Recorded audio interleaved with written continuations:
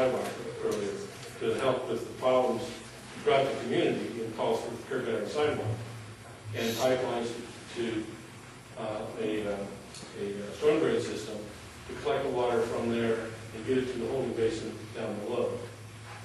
Well, overall, this is $11 million. So this is very, very expensive.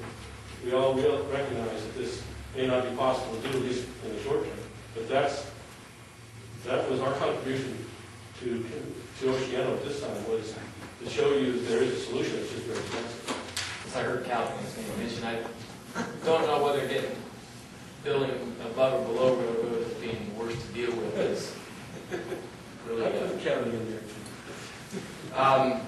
Again, the Department of Transportation will participate and cooperate with anything to help alleviate the flooding situations that benefit of the safe highway system. By law, I'm going to get a little bureaucratic. By law, I will not take the lead for a flood control problem. I can't. And so, thank you very much for the kind offer.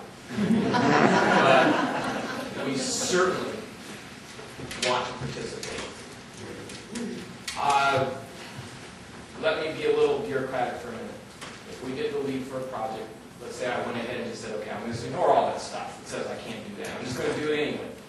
Then the Department of Transportation gets to be responsible for maintaining the system from beginning to end. And as you heard Mr. Pretty talk about, beginning to end is pretty much the ocean all the way up to where we stop our involvement. And that is why the policies and the legislative acts that have occurred don't let us do that. We've been statewide over the years in big trouble when we do that. We end up becoming more of a flood control agency than the highway department.